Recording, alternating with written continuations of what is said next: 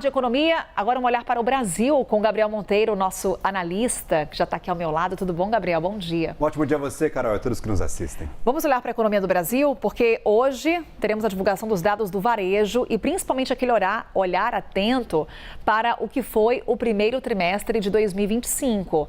Ontem tivemos os resultados do setor de serviços, tivemos aí uma alta, a segunda seguida. O que a gente pode esperar e o quanto que a gente pode relacionar, inclusive, esses dois dados, Gabriel? Perfeito. Vamos lá, Carol. O que está acontecendo com a economia brasileira? Continua fortíssima neste primeiro trimestre, foi o que a gente conseguiu ter de leitura dos dados de serviços que foram publicados ontem. Lembrando, os serviços representam a maior parte do nosso PIB, então a maior parte da formação de capital, de produto bruto aqui no Brasil, formação de PIB, vem do setor de serviços. Então, os serviços fortes indicam talvez um setor também forte, um crescimento para a economia brasileira. Para março, nós tivemos uma pequena desaceleração, talvez aí uma notícia que a gente busque no momento por conta da taxa de inflação que continua alta e por conta dos objetivos do Banco Central, que se focam principalmente em diminuir este aquecimento da economia aqui no país. Os serviços cresceram 0,3%, a expectativa era 0,4%, então veio um pouquinho abaixo da estimativa. Só que quando a gente olha para a amplitude das expectativas, Carol, tinha gente apostando em mais de 1%, em menos de 1%, então eram muito amplas, vieram ali basicamente dentro do esperado, se a gente levar toda a diversidade das projeções dos analistas em consideração. Mas quando a gente olha, por exemplo, para a série histórica, os serviços estão apenas 0,5% abaixo do topo, do maior volume já prestado de serviços no Brasil, que foi em outubro do ano passado. Então, essa pequena desaceleração, esse crescimento um pouquinho menor, ele não alivia a barra do Banco Central, ele ainda gera muita preocupação porque a atividade continua forte.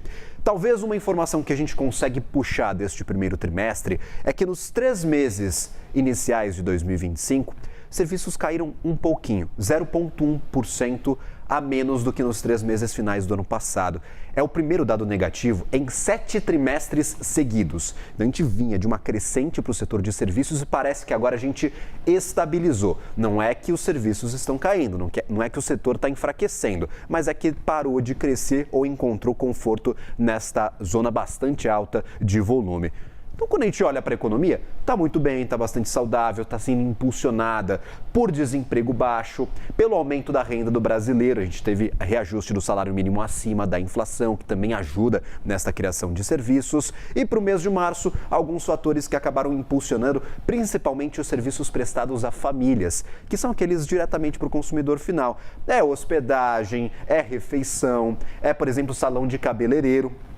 Em março deste ano, nós tivemos um conjunto de carnaval, o que impulsionou, por exemplo, os serviços de hospedagem e também de alimentação, e também o Lollapalooza aqui em São Paulo, que também trouxe muito volume para o setor de hospedagens e deu uma turbinada nos dados do Rio de Janeiro, porque a empresa que faz o Lollapalooza tem sede por lá. Então, tivemos estes fatores gerais, março muito forte, continua crescendo, cresceu um pouquinho menos do que no mês anterior, mas não demonstram enfraquecimento. Os serviços ainda estão muito fortes e são preocupação do Banco Central. Lembra da ata que a gente comentava na terça-feira? Era o ponto que eu ia trazer com você. Exato. O Banco Central fala, ó, inflação de serviços é a nossa principal preocupação, não está condizente com o nosso objetivo de trazer a inflação para a meta. Então, essa inflação de serviços cada vez mais caros, são um problema. E como os volumes de serviços continuam altos, a tendência é que eles fiquem, sim, mais caros. É um dos setores mais prejudicados durante a pandemia de Covid-19, nessa recuperação,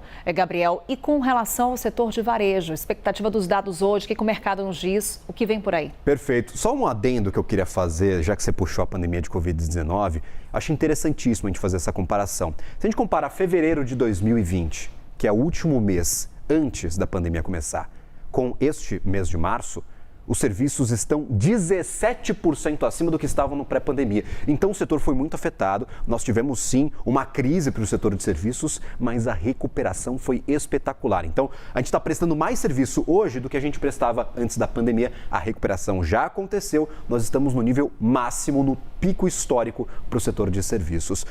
Para vendas do varejo, outro ponto que também é influenciado pela maior renda do trabalhador, pelo desemprego baixo, devemos ter mais um crescimento neste mês de março. A projeção é 1%. Caso venha muito acima disso, aí a gente liga um alerta, mas se vier ali na casa do 1%, já está mais ou menos no cálculo dos analistas, também beneficiado por esses mecanismos, por exemplo, do saque do FGTS, de maiores alternativas para crédito. A gente teve agora o consignado privado já começando a funcionar. Esses mecanismos, essas políticas, elas acabam incentivando o consumo e quem sofre mais, quem aparenta crescer mais normalmente são os serviços e as vendas do varejo, Carol. Daqui a pouquinho, então, Gabriel Monteiro volta para falar sobre outros destaques também da economia e, claro, durante a nossa programação vai trazer esses resultados do varejo que serão divulgados na manhã de hoje. Obrigada, Gabriel. Até mais.